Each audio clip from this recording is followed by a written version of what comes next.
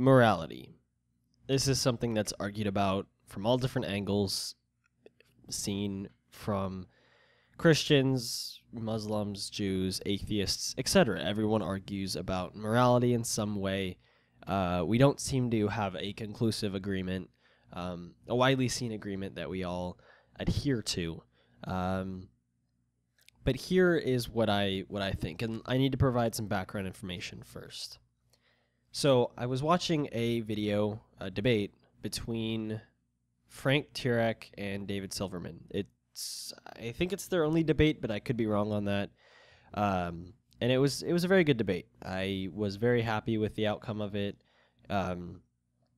I personally believe that David Silverman absolutely wiped the floor with Frank Turek, and that's just because Frank Turek doesn't have any sound arguments. He just falls for numerous fallacies and shouting, pretty much. And I go into these as unbiased as I possibly can. I want to see what arguments can be presented and what can't. But that's not the problem here.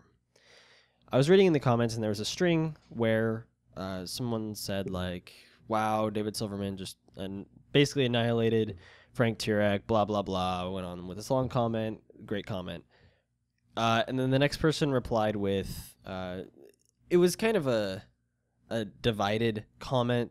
They weren't stating that Frank Turek kicked David Silverman's ass and it's sad that even the person supporting the other side doesn't support the comment or doesn't support the guy's side. That just shows that Frank Turek did a horrible job in this debate. But the guy commented, he basically said, he brought up the fact that Frank Turek brought up the Nazis in his opening statement, and he got David Silverman to say that the Nazis were doing right, which I took problem with because that's not what David Silverman said in the debate. You see, what David Silverman was talking about, first off, Frank Turek did mention the Nazis in his opening statement. Then David Silverman brings it up and he says, Frank Turek brought up the Nazis. But what he didn't tell you is that the Nazis had got mit uns on their belt buckles, which means God is with us, as well as they thought they were doing right. He was proving a point about subjective morality, that morality is fluid, it's not absolute. There is no true moral system that we live by. It's all based on society and time. And he did a great job of showing this. He said, we think that the Nazis did wrong.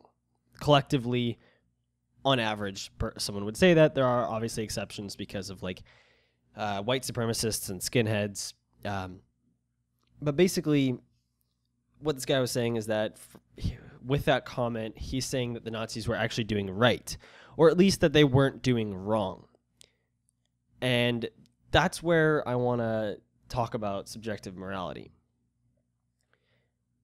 David Silverman, ultimately made probably the perfect example of why this is completely unintentionally, or it was intentionally, but it was a great example. And this guy in the comment section proved it. You see, because what David Silverman is arguing is that we do not have an absolute moral system, an absolute morality, and that's very true. We definitely don't. That's something can be proven, or at least can be logically examined.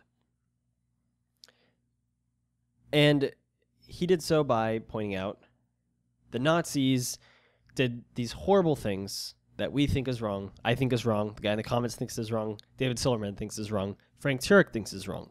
However, they thought they were doing right. They thought they were doing the right thing. They honestly thought so. I mean, obviously not all Nazis. Some Nazis probably questioned what they were doing or thought they were doing the wrong thing but didn't want to get killed for treason, I think that would be considered. I'm not sure. Depends on the time period. Depends on how angry the Nazis were at people who didn't agree with what they agreed with. But as collectively, they thought they were doing right. If an absolute moral system existed, then that wouldn't happen. That's the problem with absolutes. Absolute means 100%. 100%. An absolute moral system cannot exist because there are people, like in the US, who believe they're doing right when they kill someone, when they rape someone, when they steal from someone, when they vandalize something. They think they're doing right when collectively we think they're doing wrong. This shows to an extent that an absolute moral system is impossible. However, what about a fluid absolute morality? Now, this is where I believe personally that an argument could be made that as a society we have a rather fluid absolute moral system. Sorry. That we have this absolute moral system as a society that is rather fluid, especially dependent on the society. I believe that's arguable, and I actually would not truthfully oppose that. I just don't believe that it's true. And it wouldn't make a difference because it's kind of just playing a game of semantics, you know. As long as we know that there is no absolute moral system, we know that it's subjective, so we create it. That's the main thing. If an absolute moral system based on society would kind of show subjectivity, but there would be kind of an absoluteness to it, I guess, which is okay. And the reason why we make this argument is because if we had an absolute moral system, if we could demonstrate that it was an absolute moral system, then someone could say what caused that moral system, and that would cause a lot more people to make these claims along the lines of, oh, well, who created morality then? There would have to be an origination to an absolute moral system. Is origination even a word? Wow. I think I might have sounded really stupid right there. But it would have had to originate somewhere. It's impossible to have an absolute moral system without it originating somewhere. Now, that wouldn't automatically point to God. It could be an evolutionary absolute moral system, and I believe that actually Sam Harris argues for an absolute moral system that's developed through evolution. I don't personally agree with that, but that would be okay. It's just something that opens up a lot of questioning. The bottom line, this just proves that morality is, in fact, subjective. I personally think the Nazis were wrong. Horrible people. Horrible things that they did. The guy in the comments thinks the exact same thing. He thinks the Nazis were a bad people. He thinks they did horribly. So did Frank Turek, so did David Silverman. However, the Nazis thought they were doing right. Bottom line, an absolute moral system, no one would think they were doing the opposite. Now, I'm not saying that crime would not exist. In an absolute moral system, crime would still exist because there are a pretty decent percentage of murderers, people in prison when they were interviewed, they knew they were doing wrong at the time of the murder. They just murdered for fun, because they wanted to. But they knew they were doing something wrong.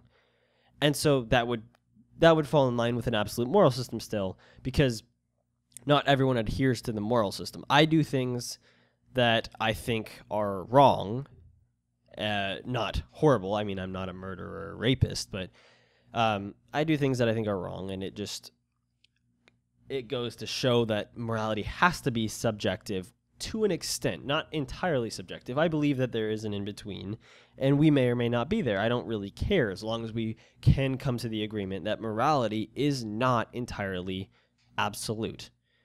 That's where the problem lies, and it can be demonstrated and has been demonstrated in numerous times, numerous places, and actually can be demonstrated with examples like the Nazis to make a strong case for the other side. I don't believe that science will ever be able to prove that morality is subjective. I believe it is just mainly a logical argument that you would have to come to by examining the facts that, you know, it is impossible to have an absolute morality.